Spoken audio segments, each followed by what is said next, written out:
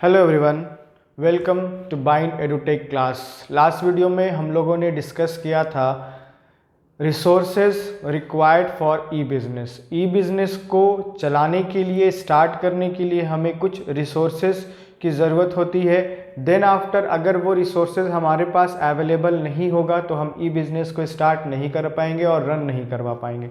For example, computer system, internet connection, technically qualified workforce, website, telecommunication, ये सारी चीज़ें हम लोगों ने लास्ट वीडियो में डिस्कस किया था कि कैसे हम ई बिज़नेस को स्टार्ट करके स्मूथली रन करवा सकते हैं इन फैसिलिटीज़ के द्वारा।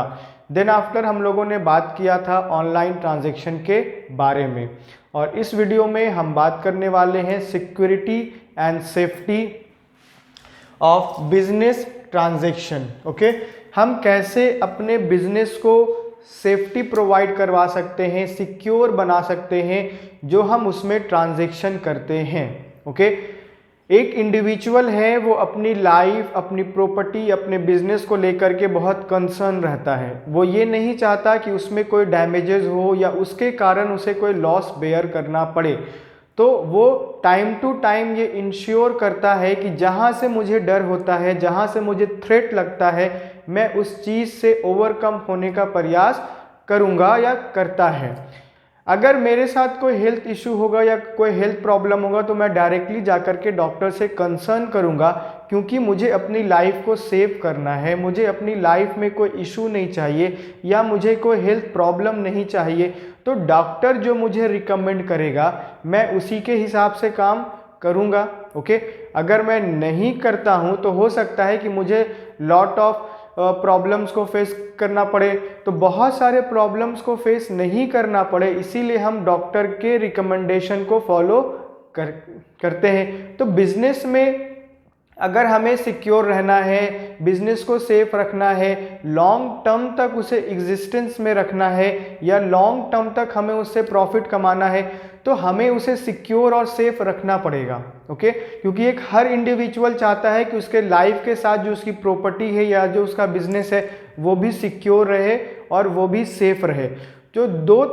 जो भी थ्रेट हमें दूसरों के द्वारा मिलता है, हम उससे कैसे ओवरकम हो सकते हैं या कैसे हम उससे बच सकते हैं, या हमें डर होता है कि वो हमारे लिए थ्रेट है, ओके, उससे हमें लॉसेस हो सकता है, तो हम उससे कैसे बच सकते हैं, हम इस टॉपिक में बात करने वाले हैं। Security and safety of business transaction. Business risk refer to the probability of any mishappening. Okay, risk क्या होता है? वो चांसेस होता है या वो प्रोबेबिलिटी होता है जिसमें हम mishappening that can result into financial, reputational और psychological losses due to psychological losses to the involved in transaction. Okay, अगर हम बात करते हैं रिस्क की, तो रिस्क एक प्रोबेबिलिटी है, एक चांस है मिस हैपनिंग होने का। ओके, कुछ गलत हो जाने का इसमें एक चांस है, एक अंदेशा है। Result into financial reputation. अगर हम रिस्क की बात करते हैं तो रिस्क या तो हमें होगा तो हमसे हेल्थ से रिलेटेड हो सकता है, लेकिन अगर हम बिजनेस से रिलेट करके बात करेंगे तो बिजनेस को ये कैसे हैम्पर कर सकता है, बिजनेस को ये कैसे डैमेज कर सकता है, बिजनेस को लॉस कैसे पहुंचा सकता है, तो all because of financial reputation. Okay, business का जो फाइनेंशियल रेपुटेशन है वो उसमें चोट करेगा, वो उसमें हैम्पर करेगा।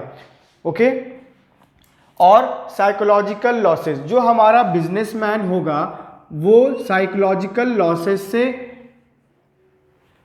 चलेगा, या उस पे जो वो प्रेशर बनेगा या ओवरबर्डन होगा या जो फाइनेंशियल लॉस होगा, जिसके कारण वो हो सकता है मेंटली प्रिपेयर नहीं हो कि मुझे ये लॉसेस भी बेयर करना पड़ेगा।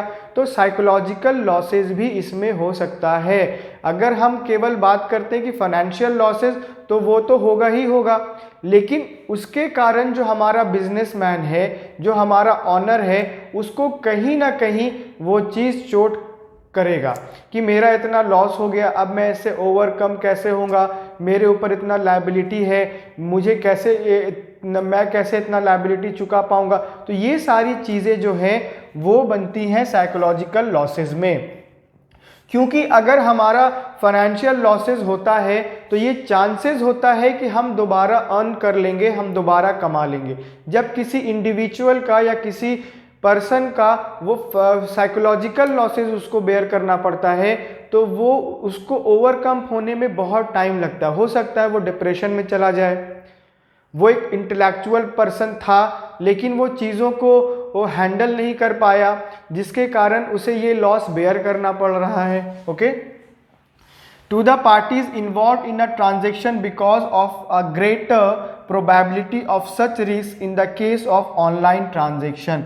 अगर हम लोग ऑनलाइन ट्रांजेक्शन करते हैं तो हमें इसमें चांसेस हो सकता है मिस हैपनिंग का, फाइनेंशियल लॉसेस और साइकोलॉजिकल लॉसेस होने का। Okay, security and safety become the most crucial concern in E business. E business में जो सबसे इंपॉर्टेंट है वो क्या है? Safety and security. आपने सुना होगा कि बहुत सारे स्कूल वाले बोलते हैं या जो स्कूल के मैनेजमेंट होते हैं वो बोलते हैं safety and security of the student is our objective या इज आवर प्रायोरिटी, हो ना। स्टूडेंट्स का सेफ्टी और सिक्योरिटी ये हमारा प्रायोरिटी है, ये स्कूल मैनेजमेंट का प्रायोरिटी है। क्यों बोलते हैं? क्योंकि उन्हें पता है कि जो हमारे सबसे इम्पॉर्टेंट एसेट्स हैं वो हमारे स्टूडेंट्स हैं। अगर स्टूडेंट्स का परफॉर्मेंस अच्छा रहा, स्टूडेंट सेफ रहे, स्टूडेंट सिक्योर रहे, तभी वो स्कूल भी ग्रो करता है। उसी प्रकार अगर हम चाहते हैं कि हमारा बिजनेस ग्रो करे, हम लार्ज नंबर ऑफ कस्टमर के साथ इंटरेक्ट करें, लार्ज नंबर ऑफ कस्टमर हमारे प्रोडक्ट को परचेस करें, हमारा जो बिजनेस है वो मार्केट में लॉन्ग टर्म तक एग्जिस्ट करे, हम उसी बिजनेस से बहुत ज़्यादा प्रॉफिट कमाएं, तो ये हमें इंश्योर करना होगा सेफ्टी एंड सिक्योरिटी। ओके, क्योंकि ये ई बिजनेस का बहुत इंपॉर्टेंट कंसर्न है, क्योंकि ई बिजनेस में हम डायरेक्टली किसी से इंटरैक्ट नहीं करते हैं। ई बिजनेस में हम इंटरनेट के माध्यम से या ऑनलाइन ट्रांजैक्शन करते हैं, जिसमें हम अपने घर में हैं, वो अपने ऑफिस में है, वो अपने बिजनेस में है, वहाँ से हम ट्रांजैक्शन करते हैं, तो मिस हैपनिंग होने का चांसेस होता ही होता है। अगर हम ये बोल दें कि इसमें मिस हैपनिंग नहीं होगा, केवल हम प्रॉफिट ही प्रॉफिट कमाएंगे, तो ये जो चांसेस है वो ठीक है, लेकिन इसमें बहुत सारे हमें प्रॉब्लम्स को फेस भी करना पड़ सकता है अगर हमसे कोई गलती हो गई। ओके, ऑनलाइन ट्रांजैक्शन मैंने आपको लास्ट वीडियो में बताया था कि अगर हम कोई गुड्स को परचेज करते हैं तो हम अपने मोबाइल के स्क्रीन पर एक क्लिक करते हैं, जिसके कारण हम बहुत सारी चीज़ों से को कर पाते हैं। तो एक क्लिक से हम बहुत सारे लोगों से कनेक्ट हो जाते हैं, एक क्लिक से हम बहुत सारी चीज़ों को कर लेते हैं। अगर हमने रॉन्ग क्लिक कर दिया या रॉन्ग साइट पर क्लिक कर दिया या रॉन्ग गलत जगह पे हमने क्लिक कर दिया, तो हो सकता है वो एक क्लिक के कारण हमें बहुत सारे प्रॉब्लम्स को फेस करना पड़ेगा। ओके, तो ये ऑनलाइन ट्रांजैक्शंस के कुछ कारण होते हैं जो टाइम टू टाइम हमें अपनी सोसाइटी में देखने को मिलता है। हम अपने सोसाइटी में अगर देखेंगे तो बहुत सारे केसेस हमें मिल जाएंगे जहां पर जो प्रॉब्लम्स फेस किया है किसी कस्टमर ने, जो ऑनलाइन ट्रांजैक्शन के कारण हुआ है। ओके, ये केवल ऐसा नहीं है कि हमें इसमें बेनिफिट्स ही है। अगर बेनिफिट्स है, एट द सेम टाइम हमें कहीं ना कहीं या किसी ना किसी जगह पे लॉसेस भी बेयर करना पड़ सकता है। The security problem can be broadly discussed into 3 category. अगर हम सिक्योरिटी प्रॉब्लम्स को की बात करें तो इसको हम 3 कैटेगरी में डिवाइड कर सकते हैं। Number 1 is transaction risk. Okay, the common transactional risk of online are, जो सबसे कॉमन ट्रांजैक्शनल रिस्क है वो क्या है? Number A is default on order taking and giving.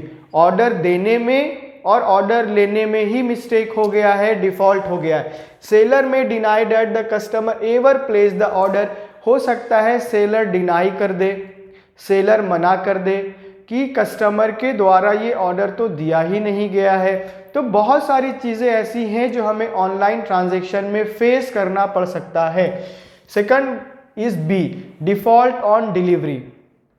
Goods may be deliver at wrong address, goods जो है वो wrong address पे डिलीवर हो सकता है, और गुड्स अदर देन ऑर्डर में बी डिलीवर्ड। एक ये है कि अगर एक कस्टमर के द्वारा एक प्रोडक्ट को परचेस किया गया ऑनलाइन, उसने ऑनलाइन ऑर्डर कर दिया, सेलर ने ऑर्डर को डिस्पैच भी किया, लेकिन वो जो एड्रेस था वो गलत एड्रेस था, या वो गलत एड्रेस पर रीच कर गया, जहां पहुंचना चाहिए वहां नहीं पहुंचा और गलत एड्रेस पर पहुंच गया। फॉर एग्जांपल, अगर ए है और बी है, ऑर्डर दिया ए ने, ओके, और वही गुड्स पहुंच गया किसके पास, बी के पास पहुंच गया, तो यहां पर हम देख रहे हैं कि जिसने ऑर्डर दिया उसके एड्रेस पर नहीं गया, दूसरे के एड्रेस पर वो गुड्स पहुंच गया। ये एक कंडीशन है। दूसरा कंडीशन ये है, अदर देन ऑर्डर में बी डिलीवर। ए ने जो ऑर्डर किया था वही गुड्स नहीं आया, उसके बदले में कुछ आ गया। हम बहुत सारा ऑनलाइन अगर परचेजिंग करते हैं या बहुत सारी चीज़ों को हम ऑनलाइन परचेस करते हैं, तो वहाँ पर हमको देखने को मिलता है कि जिस गुड्स को मैंने ऑर्डर किया था या जिस प्रोडक्ट को मैंने ऑर्डर किया था वो एज इट इज़ हमारे पास नहीं पहुँचता है। या तो उसकी क्वालिटी वैसी नहीं रहती है, या वो प्रोडक्ट थोड़ा सा डिफेक्ट रहता है उसमें, है ना, थोड़ा सा वो खराब रहता है जिसको हम यूज़ नहीं कर सकते, तो हमें उसे फिर वापस रिटर्न करना होगा। तो ये जो है वो टाइम कंज्यूमिंग भी कभी कभी बन जाता है। हम अगर अपने टाइम को सेव करना चाहते हैं तो हम ऑनलाइन ट्रांजैक्शन करते हैं, हम अपने टाइम को बचाना चाहते हैं तो ऑनलाइन परचेजिंग करते हैं। लेकिन ऑनलाइन ट्रांजैक्शन में या ऑनलाइन परचेजिंग में बहुत सारी चीज़ों से हमें या बहुत सारी चीज़ों को हमें फेस करना पड़ सकता है। Next we have is point number C, default on payment. Seller does not get the payment for the goods supplied whereas the customer claimed that the payment was made।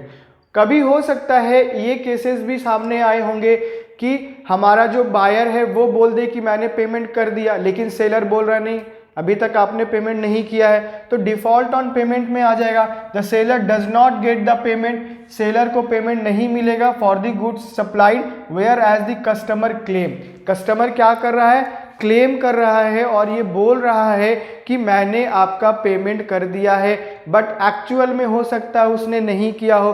तो इस तरह की चीज़ें जो हैं हमें ऑनलाइन ट्रांजैक्शन में ही देखने को मिल सकती हैं। Number 2 is data storage risk. Okay, vital information can be stored और modified to pursue some selfish motive और जस्ट फॉर फन।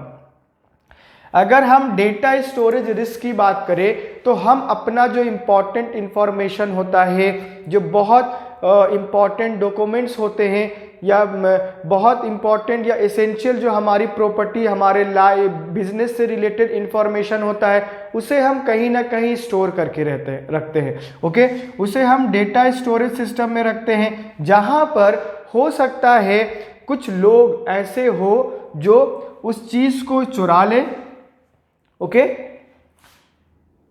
स्टोलन, और मॉडिफाइड, थोड़ा उसमें चेंज कर दे to pursue some selfish motive, अपने मोटिव के लिए या अपने सेल्फिश मोटिव के लिए वो उस चीज़ को चुरा लेते हैं या उस डेटा में थोड़ा सा चेंजेस कर देते हैं जस्ट फॉर फन।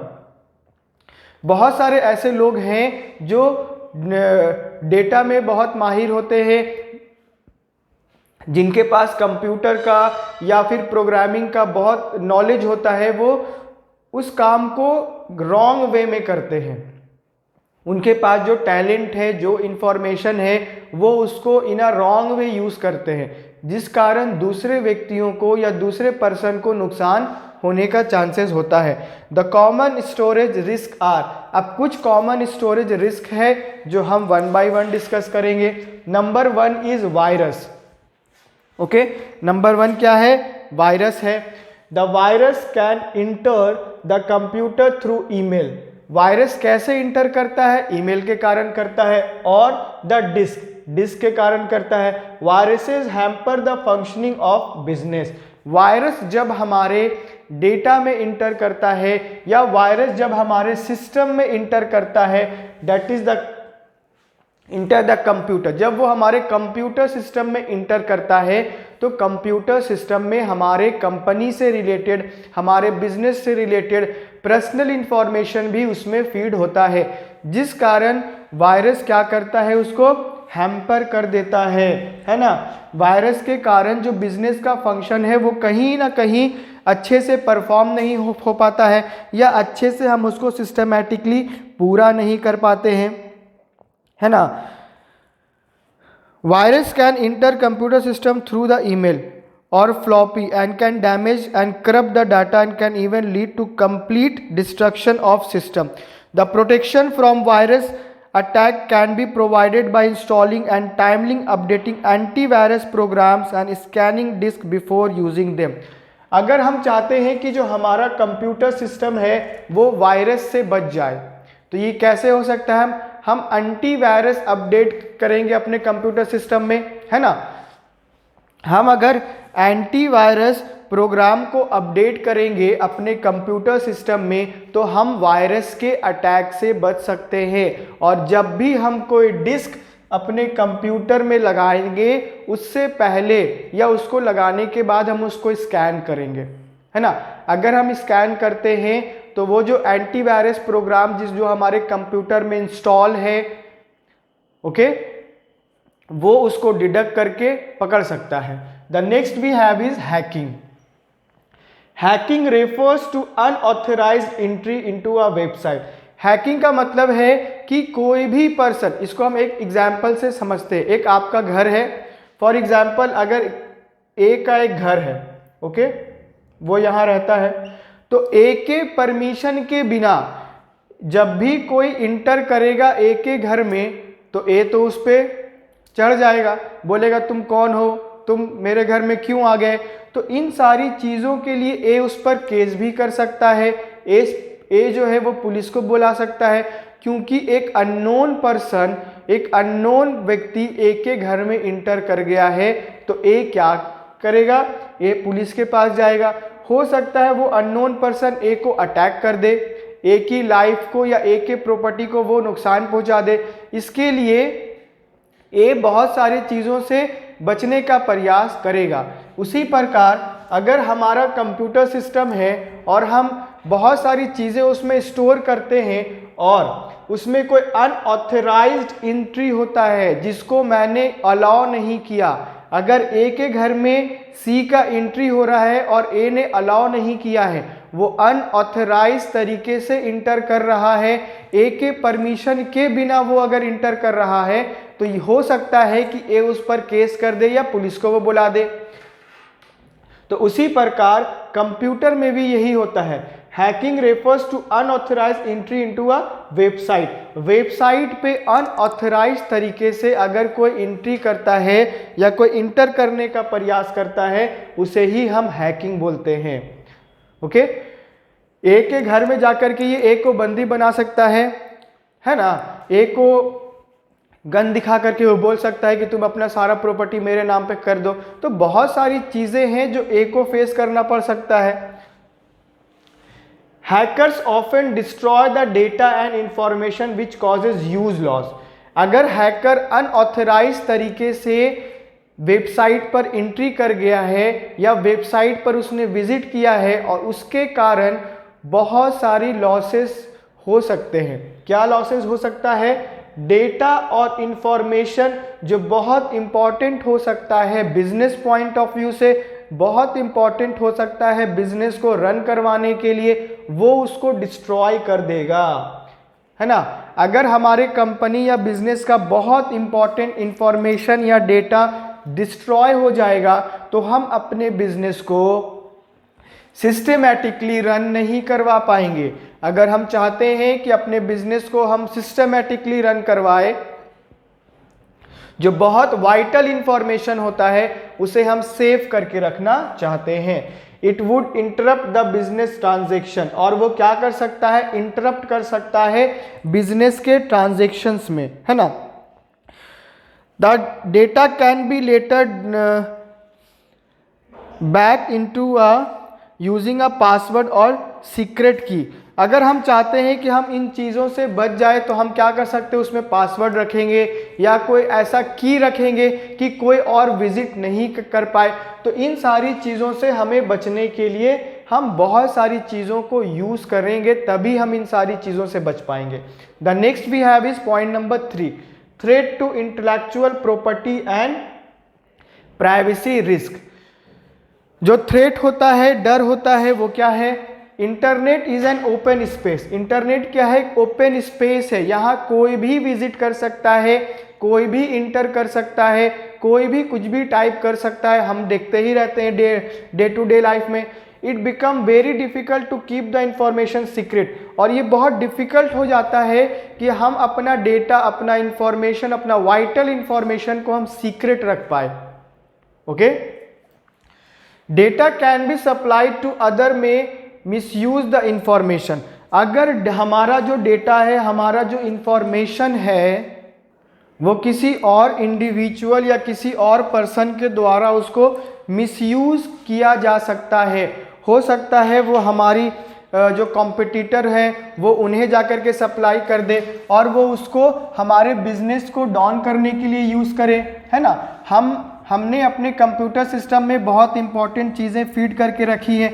अगर हम उसको डिस्ट्रॉय नहीं करवाना चाहते हैं तो हम उन चीज़ों को यूज़ करेंगे या उन एंटीवायरसेस को यूज़ करेंगे जिसके कारण हम अपने बिजनेस की चीज़ों को सेव करके रख पाए। हम लॉगिन यानी एक जो हमारे वेबसाइट पर विजिट करेगा या हमसे ट्रांजैक्शन करना चाहता है तो पहले वो अपना आईडी बनाए।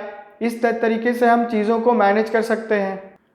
Next we have is resources required for successful implementation of e business. अगर हम ई बिजनेस को सक्सेसफुल बनाना चाहते हैं तो हमें उन रिसोर्सेज को इम्प्लीमेंट करना होगा, उन चीज़ों को इम्प्लीमेंट करना होगा जिससे हम ई बिजनेस को सक्सेसफुल बना सकते हैं। Okay, to conduct business electronically the business must have necessary resources. अगर हम बिजनेस को इलेक्ट्रॉनिकली या इलेक्ट्रॉनिक से कंडक्ट करना चाहते हैं उसके लिए हमें उन रिसोर्सेज की आवश्यकता होगी या नेसेसरी रिसोर्सेज की ज़रूरत होगा। The resources required for successful implementation of e business are. E business को स्टार्ट करने के लिए, ई बिजनेस को सक्सेसफुल रन करवाने के लिए हमें उन रिसोर्सेज को इम्प्लीमेंट करना होगा। Then only we can run our e business, है ना। Number 1 is computer hardware. First क्या है? Computer hardware. The business enterprises must get a computer with proper speed and technology. अगर हम अपने ई बिजनेस को अच्छे से रन करवाना चाहते हैं, अच्छे से चलाना चाहते हैं तो हमारे पास एक कंप्यूटर हार्डवेयर होना चाहिए। अगर कंप्यूटर हार्डवेयर हमारे पास अवेलेबल होगा तो हम प्रॉपर स्पीड में उसको रन करवा पाएंगे। अगर हमारे पास स्टोरेज सिस्टम अच्छा होगा, हमारे पास कंप्यूटर फैसिलिटी होगा, हमारे ऑर्गेनाइजेशन में या बिजनेस में कंप्यूटर अवेलेबल होगा, ओके, देन ओनली हम उस चीज़ को अच्छे से सक्सेसफुल बना सकते हैं। The business enterprises must get a computer, okay, with proper speed and technology before starting a e-commerce trading. The computer have the capacity to handle a big volume of business. Computer के पास ये power है या उसके पास इतनी क्षमता होती है कि वो बिजनेस या ई बिजनेस को वो स्मूथली हैंडल कर सकता है, या ई बिजनेस के जितने फंक्शंस होते हैं या जितनी भी एक्टिविटीज़ होती हैं जिसको हम अगर अच्छे से पूरा करना चाहते हैं तो हम लोग बिल्कुल कर सकते हैं, all because of computer system. तो बिना कंप्यूटर के हम अपने ई बिजनेस को स्टार्ट नहीं कर सकते। और वो अगर हम वो टेक्नोलॉजी ही यूज़ नहीं करेंगे जिसके माध्यम से हम अपने ई बिजनेस को रन करवा सकते हैं तो फिर हम कैसे अपनी इस बिजनेस को स्मूथली रन करवाएंगे। तो इन सारी चीज़ों का होना हमारे बिजनेस के लिए बहुत इंपॉर्टेंट होता है। The next point we have is point number 2, technically qualified staff. हमारे पास टेक्निकली क्वालिफाइड स्टाफ्स होने अनिवार्य हैं। The business enterprises must have technically qualified people who are capable of working with computer network and our internet and the internet without difficulty. अगर हम एक organisation या business को स्टार्ट कर रहे हैं तो हमने बहुत सारी चीज़ों को अरेंज किया होगा। हमने अपने ऑर्गेनाइजेशन के नीड्स को पूरा करने के लिए उन रिसोर्सेस को अपने ऑर्गेनाइजेशन में या बिजनेस में लाया होगा जिनके कारण हम अपने बिजनेस को चला सकते हैं। तो मैंने मशीनरी परचेज कर लिया, मैंने रॉ मटेरियल परचेज कर लिया, मैंने ये परचेज कर लिया, लेकिन द थिंग इज कि हमारे रिसोर्सेज को यूटिलाइज करने के लिए, मशीनरी को ऑपरेट करने के लिए हमारे पास स्टाफ्स की आवश्यकता होगी, पीपल की ज़रूरत होगा, है ना। पीपल का अगर ज़रूरत होगा, स्टाफ की अगर रिक्वायरमेंट होगा, तो उस चीज़ को हमें कैसे पूरा करना होगा, एज पर द रिक्वायरमेंट। हमारे ऑर्गेनाइजेशन में या बिजनेस में जिस भी पोस्ट के लिए जो क्राइटेरिया हमने बना रखा है, जो इंडिविजुअल या जो कैंडिडेट उस पोस्ट के क्राइटेरिया को फुलफिल करेगा, हम उसे ही हायर करेंगे। फॉर एग्जाम्पल, अगर हमें एक कंप्यूटर ऑपरेटर चाहिए, कंप्यूटर को जो ऑपरेट करना जानता हो, तो उसके पास उतना नॉलेज होना चाहिए कि वो कंप्यूटर को ऑपरेट कर पाए। कंप्यूटर में वो डेटा कैसे हम मैनेज करते हैं उसको आना चाहिए। हम प्रोग्रामिंग फंक्शन कर रहे हैं तो वो कैसे होगा, वो उसको आना चाहिए। तो अगर वो इन सारी चीज़ों से अवेयर नहीं होगा, कंप्यूटर के बारे में नॉलेज नहीं होगा, फॉर एग्जांपल अगर उसे वर्ड या वो पावर पॉइंट बनाना ही नहीं जानता हो, अगर हम उसे हायर कर लेंगे, क्या हम अपने काम को सिस्टमैटिक वे में कर पाएंगे? बिल्कुल नहीं कर पाएंगे। तो उस पर्सन के पास कंप्यूटर नेटवर्क का नॉलेज और इंटरनेट का नॉलेज होना चाहिए कि हम अपने बिजनेस को स्मूथली कैसे रन करवा सकते हैं, क्योंकि जो हमारा ट्रांजैक्शन होगा, क्योंकि जो हमारा बिजनेस का जितना भी फंक्शन होगा वो कंप्यूटर बेस्ड पर ही होगा।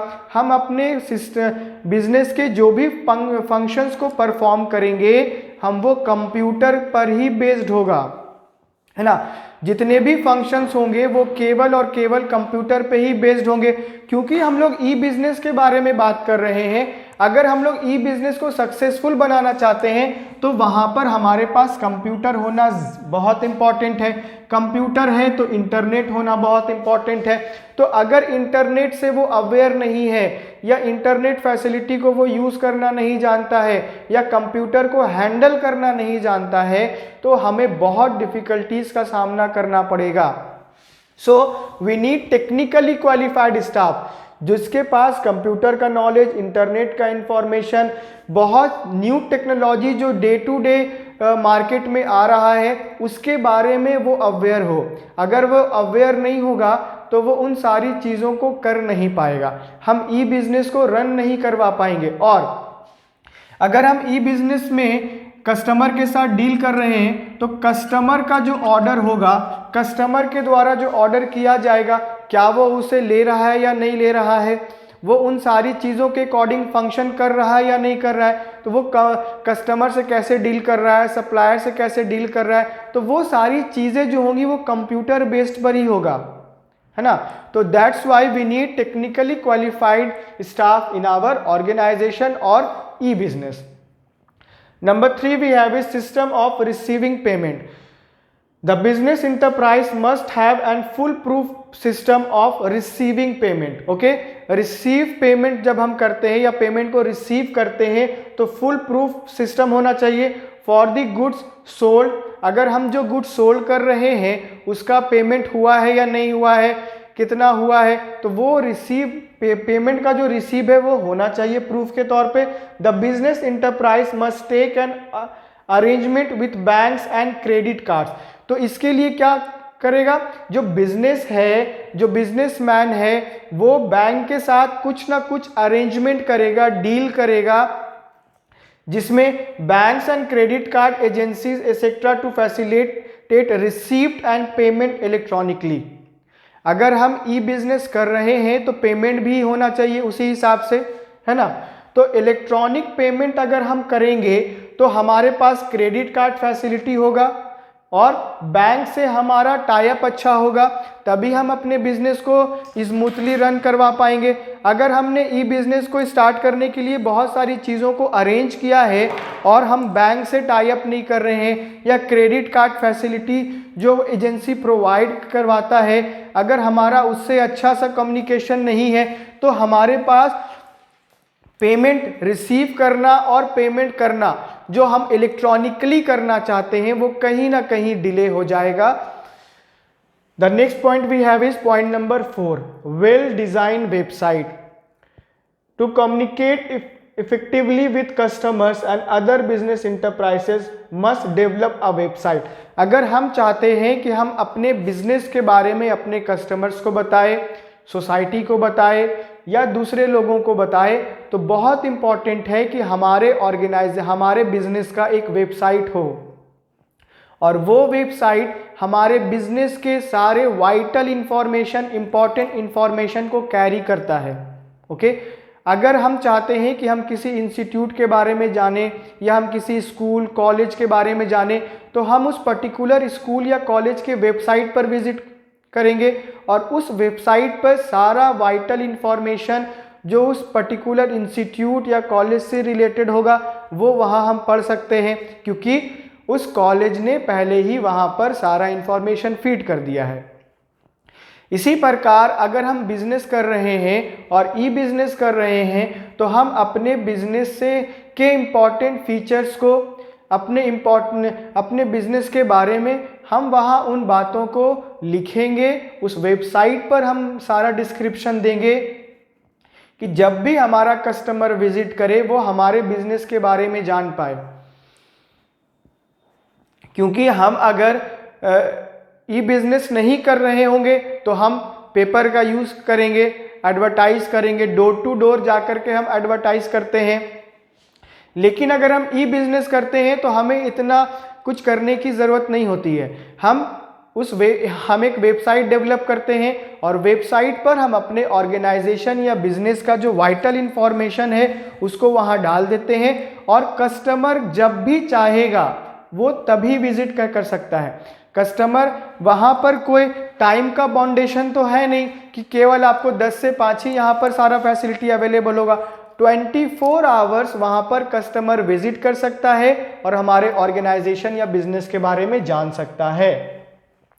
The information must be detailed and hyper link with super supporting pictures.